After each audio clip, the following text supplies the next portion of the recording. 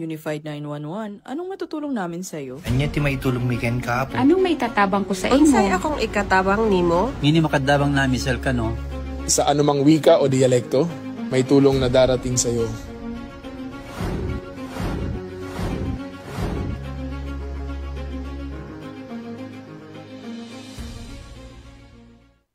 Lilingkod sa bawat Pilipino at magbibigay ng tamang impormasyon para sa tahimik at maayos na Pilipinas. Police News Network, alagad ng batas, tagapagtaguyod ng balitang pulis, sandigan ng mamamayan, patnubay ng katotohanan.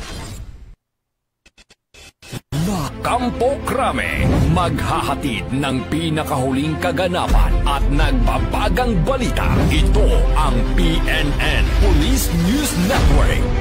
At ngayon, ang inyong mga tagapagbalita. Magandang araw, Bagong Pilipinas. Ako ang inyong tagapagbalita, tagataguyod ng Balitang Pulis, NUP Loreto Bonifacio Concepcion. At ngayong araw ng Miyerkules, muli nating makakasama bilang special guest co-host, walang iba kundi si Miss Ricky Abuel de la Peña, ang Miss Universe Philippines Lokban 2024 at Miss Youth Grand Winner 2019. Magandang umaga sa iyo, Miss Ricky. Magandang umaga rin po sa inyo, Sir Eton. Huwag po nating kalimutan i-like, i-follow at i-subscribe ang page ng Philippine National Police, Police Community Affairs and Development Group, PKG, Tagapag-ugnay at Police News Network. Kami po ay maghahatid sa inyo ng tamang balita, kwento ng pulis at serbisyo para sa mamamayan. At ito po ang PNP News Online. Ang pangunahing balita ng Police News Network, alagad ng batas, tagataguyod ng balitang pulis.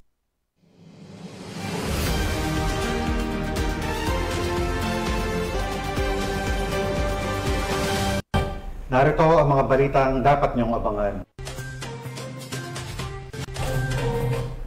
1.7 milyong pisong halaga ng hinihinalang shabu nasabat sa Bacolod City, 2 suspect arestado.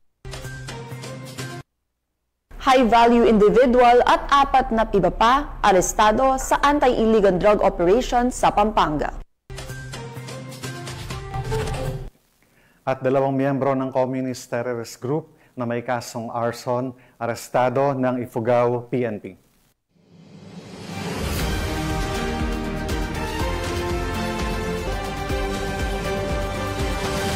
Narito ang mga balitang hatid ng ating PNN correspondents mula sa iba't ibang panig ng bansa.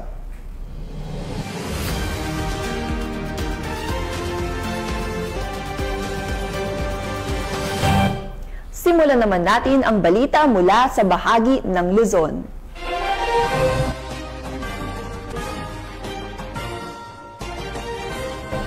Matagumpay na naaresto ang isang lalaki sa isinagawang operasyon ng mga otoridad dahil sa kaso nitong lascivious conduct sa Barangay Poblacion, Lingayen, Pangasinan. Patuloy namang pinaalahanan ng pulisya ang publiko na agad isumbong anumang uri ng pang-abusong pisikal o sexual upang agad na maaksyonan at mapanagot ang mga lumalabag sa batas. Patrolman Dennis Carinal, ibalita mo. Ng mga otoridad sa Lingayen, Pangasinan, ang isang lalaki na may kinakaharap na kaso ng lascivious misconduct. Ito lamang September 22, 2025. Kinilala ang suspect na Elias Neil, 39 years old, residente ng Barangay Poblacion, Lingayen, Pangasinan. Siya ay inaresto ng warrant section ng Lingayen Police Station, dakong 7:54 ng umaga sa parihong barangay. Batay sa record, inalabas ang warrant of arrest ng Honorable Maria Laarde Ramos Moreno, presiding judge ng Regional Trial Court 168, Lingayen, Pangasinan, noong September 16, 2025 sa ilalim ng criminal case number L15856 na may rekomendadong pensang 200,000 pesos. Ayon sa Lingayen Police Station, may sagawang operasyon ng maayos at nitala gamit ang 2 alternative recording device. Matapos maresto, isinalalim si Neil sa medical examination sa Lingayen District Hospital bago dinala sa Lingayen Police Station para sa tamang dokumentasyon at disposisyon. Patuloy namang pinalalahanan ng PNP ang publiko na makipagtulungan sa mga operasyon upang mapanatili ang katahimikan at kaayusan sa komunidad para sa bagong Pilipinas. Mula dito sa Ilocos Region, ako po yung Police News Network Correspondent, Patrolman Dennis Carinal, alagad ng batas, tagataguyod ng balitang pulis. Maraming salamat, Patrolman Carinal. Arestado ang isang high-value individual at apat pa na iba pa sa matagumpay na anti-illegal drug operation na ikinasa ng Pampanga Police sa Barangay Dapdap, Mabalacat City. Patrolwoman Lixen Reyes Saweran sa report.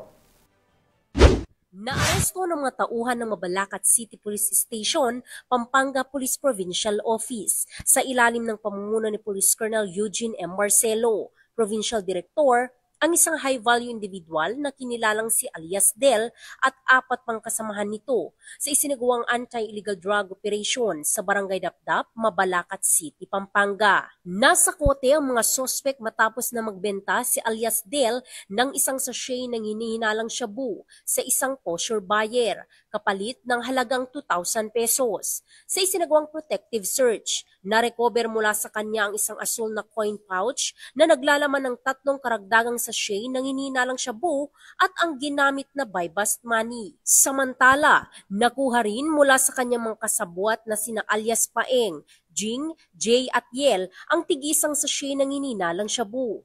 Nakumpiska rin sa lugar ng operasyon ang 2 motorsiklo na ginagamit umano ng mga sospek. Tinatayang umabot sa 70 gramo ang kabuang timbang na nakumpiskang droga na may standard drug price na 476,000 pesos. Ang mga nadakip ay kasalukuyang nasa kustodiya ng Mabalacat CPS at nahaharap sa kasong paglabag sa Sections 5 at 11 ng RA 9165 o Comprehensive Dangerous Drugs Act of 2002. Muling pinatunayan ng Police Regional Office 3 sa pamumuno ni Police Brigadier General Ponce Rogelio I. Peñones Jr., Regional Director, na nananatiling matatag ang kanilang kampanya kontra illegal na droga bilang bahagi ng pangako ng kapulisan na pangalagaan ng kaligtasan ng bawat mamamayan at lumikha ng isang ligtas at maayos na komunidad.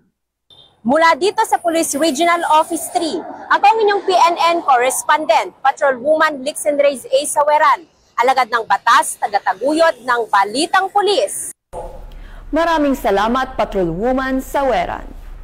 Sa patuloy na operasyon ng pambansang pulisya kontra kriminalidad, arestado ang isang most wanted person na may 7 counts of qualified rape sa Binangonan, Rizal.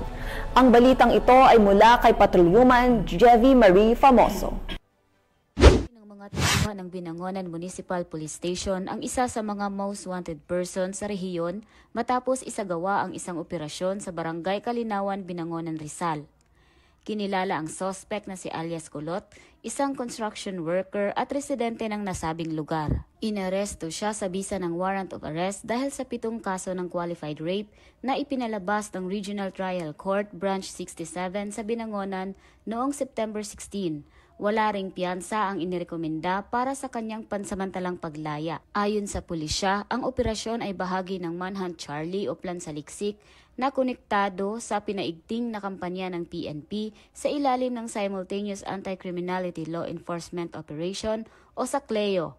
Matapos ang pagkakaaresto, ipinaliwanag sa suspect ang dahilan ng kanyang pagkakadakip at ang kanyang mga karapatang konstitusyonal. Kasalukuyan siyang nakakulong sa Binangonan MPS Custodial Facility para sa kaukulang disposisyon. Isang malaking tagumpay para sa kapulisan ang pagkakadakip sa isang high-profile suspect na inaasahang magsisilbing babala sa iba pang mga kriminal sa rehiyon. Mula dito sa Calabarzon, ako ang inyong Police News Network Correspondent, Patrolwoman Jevie Marie Famoso, alagad ng batas, tagataguyod ng Balitang Pulis. Maraming salamat, Patrolwoman Famoso. Bumagsak sa kamay ng mga otoridad ang 2 kasapi ng Communist Terrorist Group na wanted sa kasong arson matapos ang matagumpay na operasyon ng Ifugao Police. Ang balita mula kay Patrolwoman Grace Kibiaen.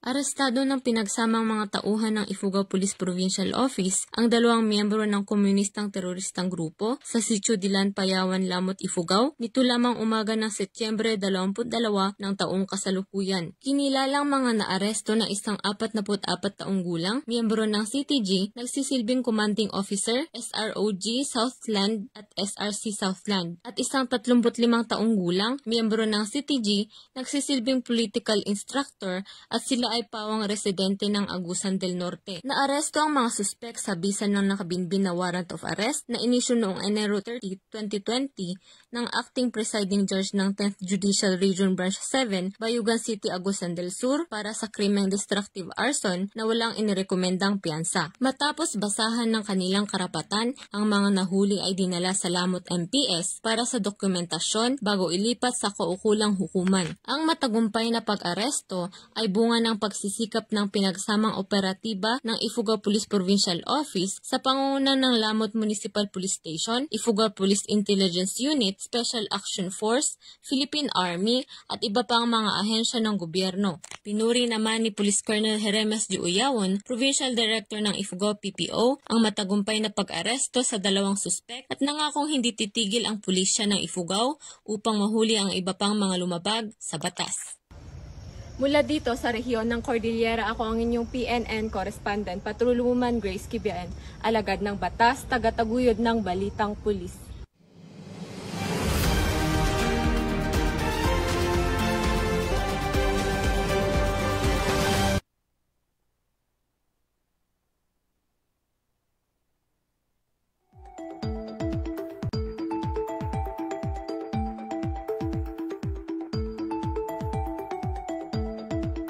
Narito ang ating latest weather update.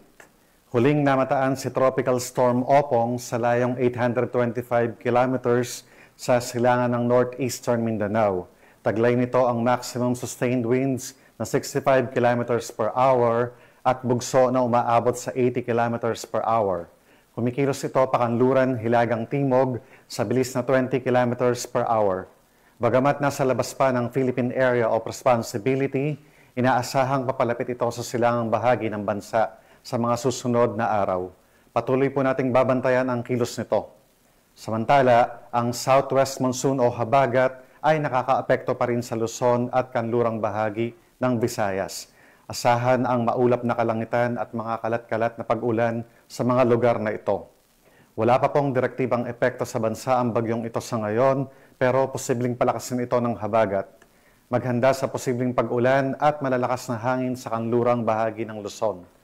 Manatiling nakaantabay sa mga official updates mula sa Pag-asa.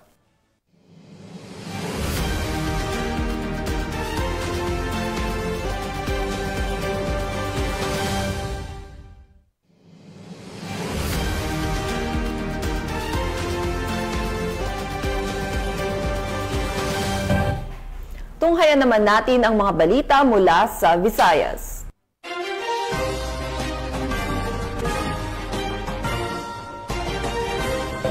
Nasabat ng pulisya ang tinatayang 1.7 milyong pisong halaga ng hinihinalang shabu at naaresto ang dalawang suspect sa ikinasang anti-drug illegal operation sa lungsod.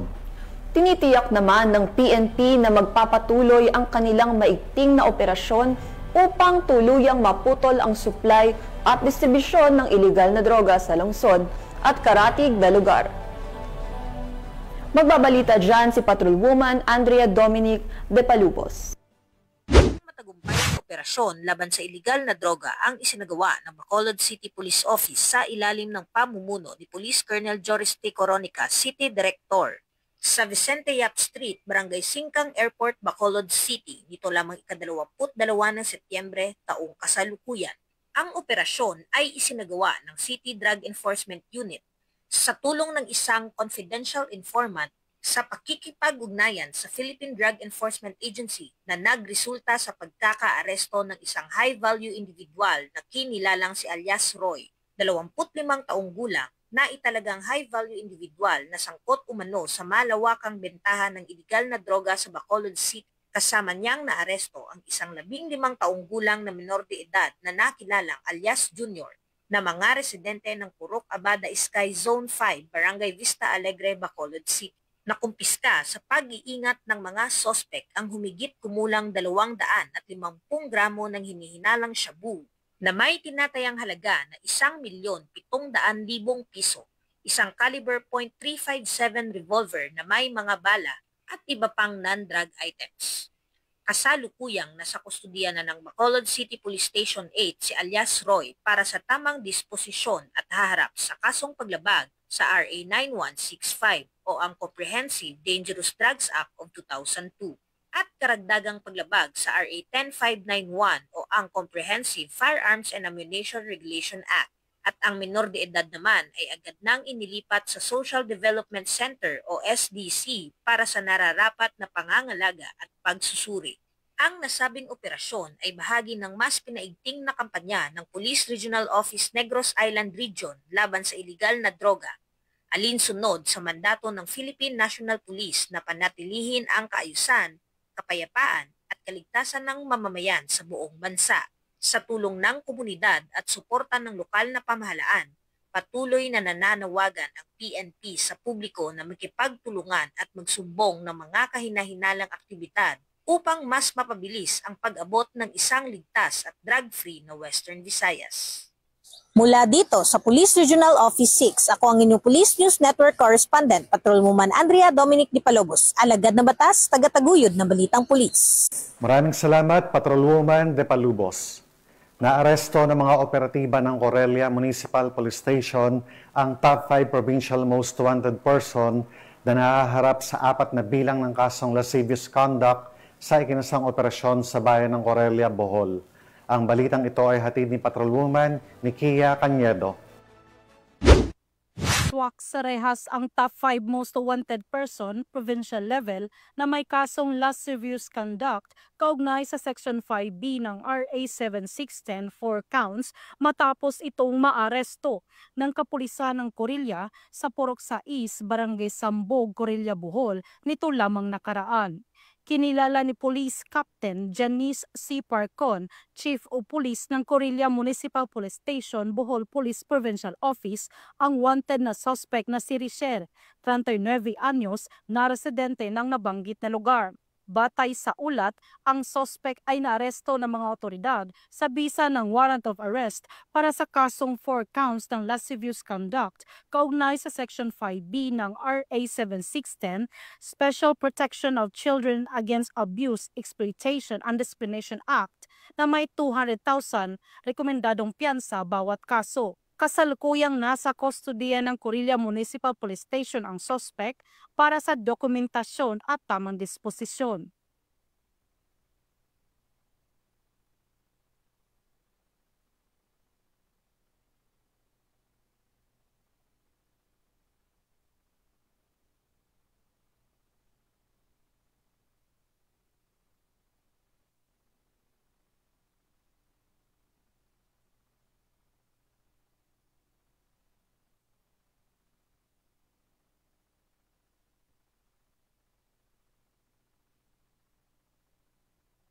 Sa ilalim ng 7-point agenda ni Acting Chief PNP, Police Lieutenant General Jose Melencio C. Nartates Jr., buong determinasyon ang mga kapulisan ng Corelia, Bohol sa pagtugis sa mga may sala sa batas upang mapanatili ang kaayusan at kaligtasan ng komunidad dahil sa bagong Pilipinas, ang gusto ng pulis, ligtas ka.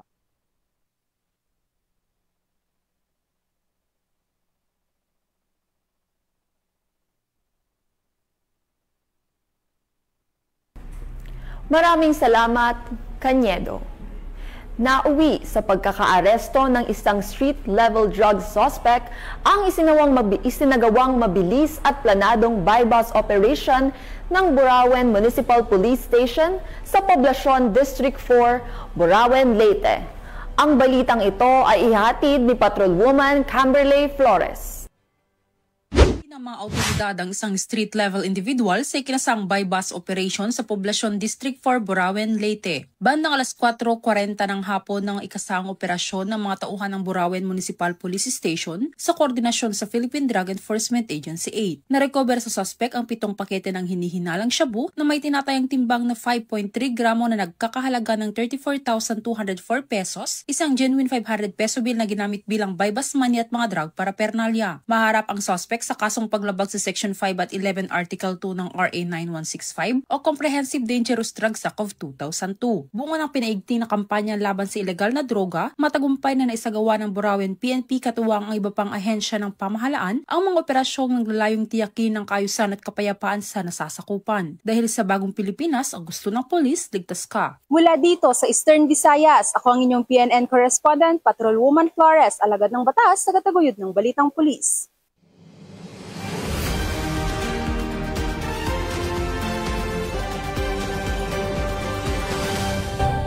Narito naman ang mga balita mula sa bahagi ng Mindanao.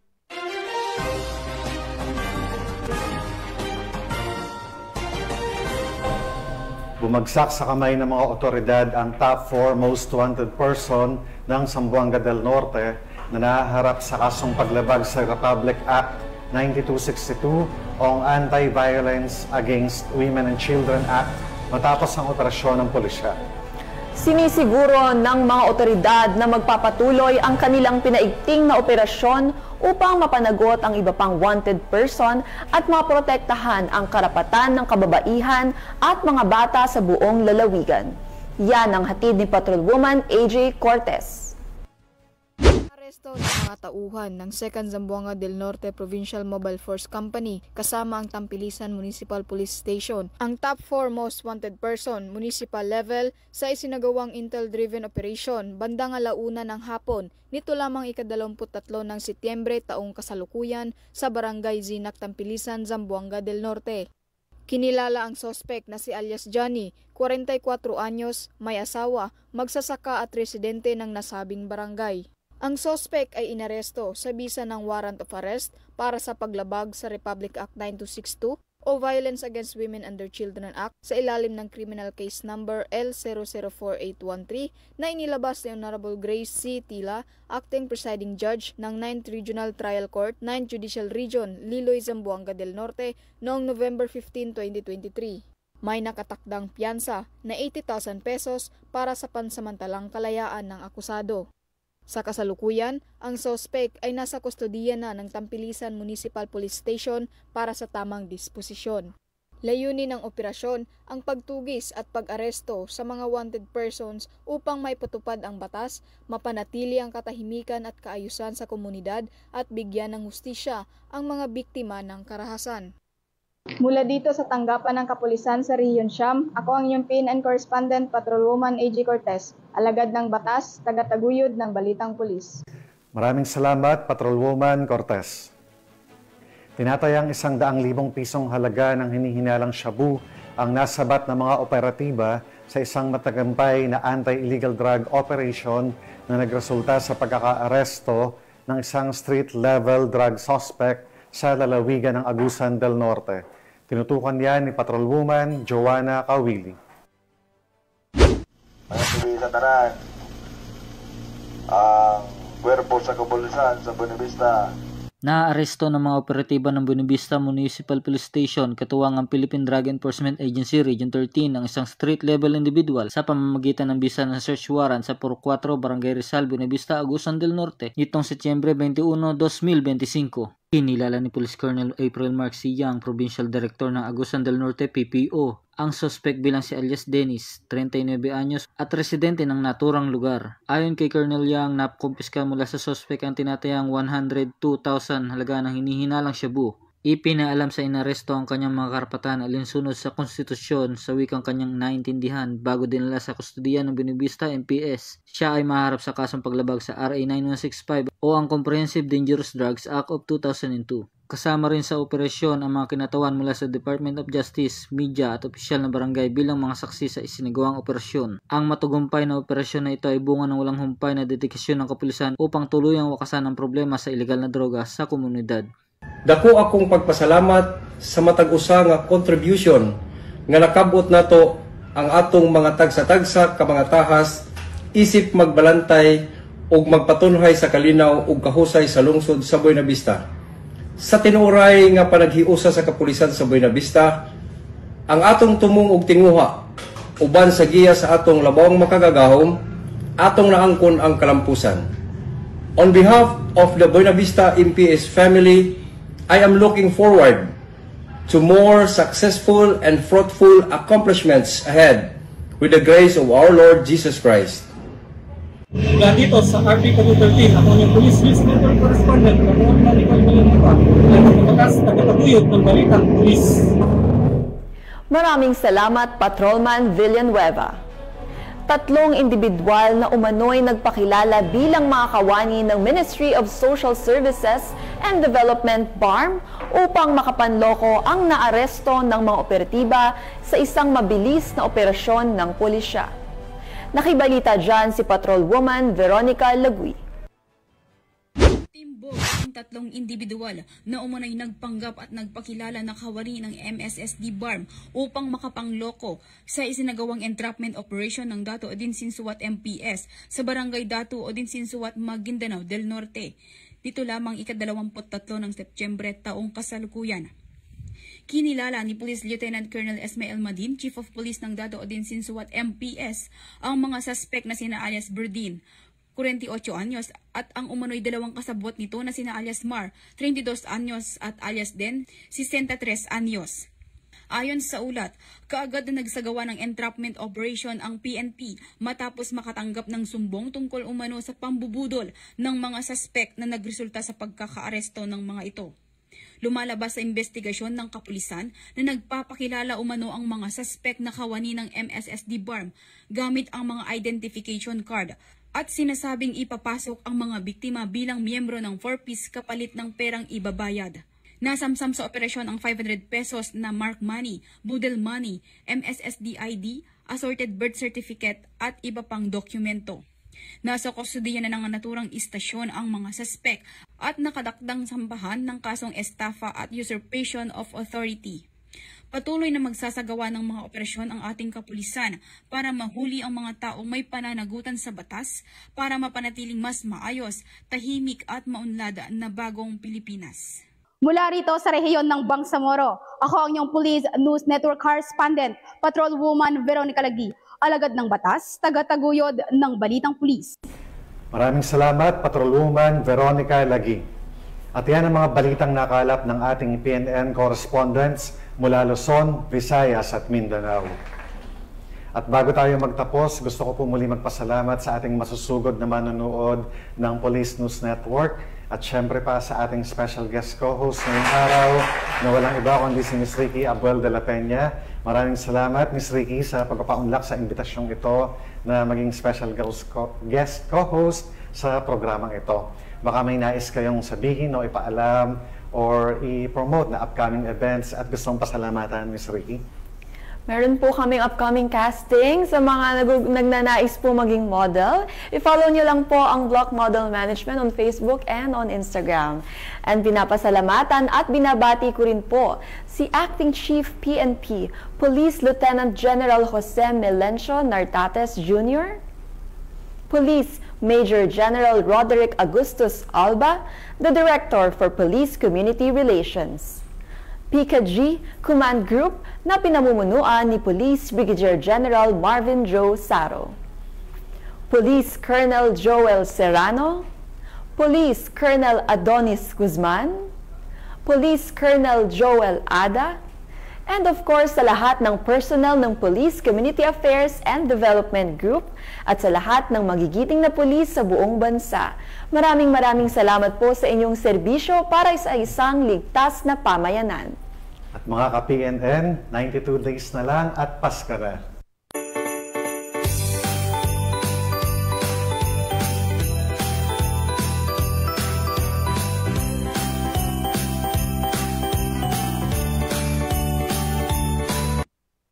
At sa ngalan ng pamunuan ng Philippine National Police, sa pangunguna ni Acting Chief PNP Police Lieutenant General Jose Melencio Nartates Jr.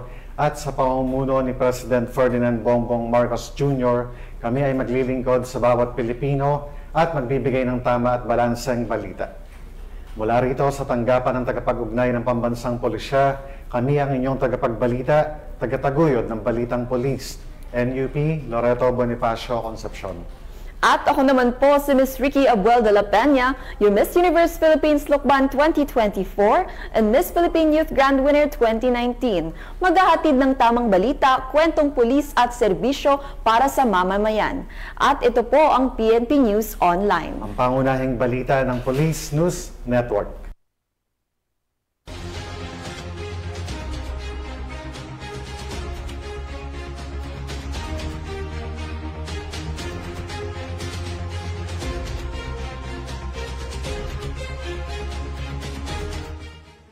Police News Network, alagad ng batas, tagapagtaguyod ng balitang pulis.